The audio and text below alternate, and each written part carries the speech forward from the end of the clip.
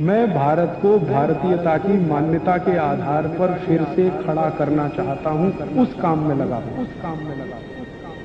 इस मेथी दाने के लिए एक बात वैसे मैंने महसूस की है, हमारे ज्यादातर घरों में अचार जितने भी बनते हैं सब में मेथी होती है, ज्यादातर।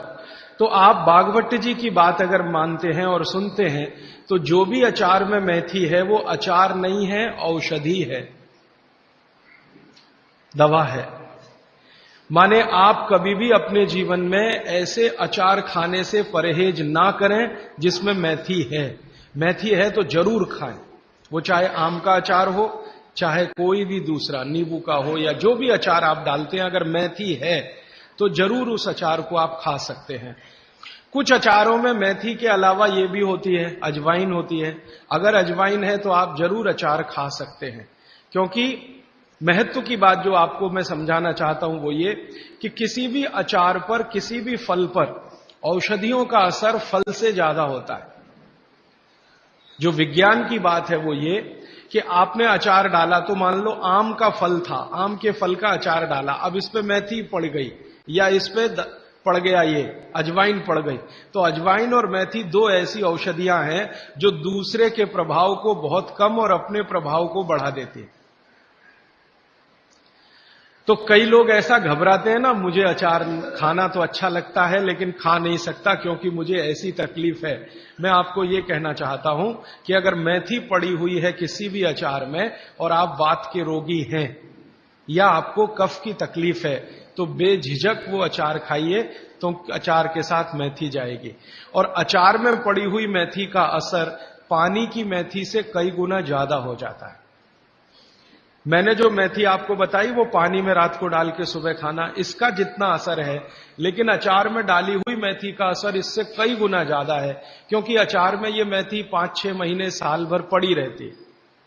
मेथी के बारे में बागवट जी कहते हैं कि तेल में मिलाकर अगर आपने इसको रख लिया तो बात वही है कि अचार में तो तेल भी है, बिना तेल के अचार नहीं है। अब मेथी उसमें डल गई तो आप समझ लीजिए कि इसकी शक्ति जो काम करने की है वो 20 गुनी ज्यादा होती है, कम से कम 20 गुनी ज्यादा होती है। तो इसलिए अचार में पड़ी हुई मेथी जितनी पुरानी होती जाएगी आपको उतनी ही लाभकारी है। और ठीक यही बात उन्होंने अजवाइन के लिए लिखी है कि अजवाइन अचार में पड़ गई है तो आप समझ लो कि वो बहुत गुनी बढ़ गई है।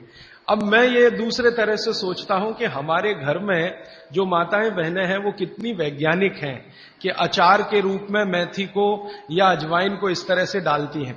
वो अनजाने में कितना बड़ा विज्ञान का काम कर रही हैं।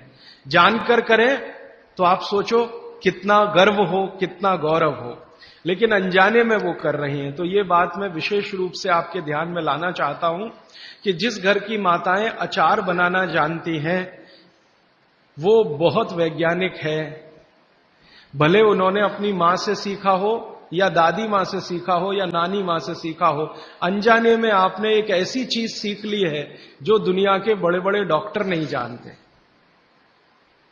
कोई भी एमबीबीएस एमडी डॉक्टर से पूछ के देख लीजिए, उसके बारे में कुछ नहीं जानता। और चूंकि वो जानता नहीं है तो अनजाने में कह देता अचार मत खाओ जी, हाँ नहीं तो ये हो जाएगा वो हो जाएगा। उसको ये मालूम नहीं है कि मेथी दाने का अचार है, अजवाइन का अचार है, जीरे का अचार है। तो ये जीरा है, मेथी दाना है, अजवाइन है, हींग का अचार एक बनता है।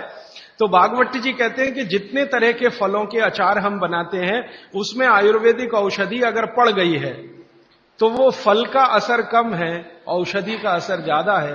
और आयुर्वेद की औषधियों को कुछ विशेष कॉम्बिनेशन में तेल के साथ अगर आप उपयोग कर रहे हैं तो असर सबसे ज्यादा है।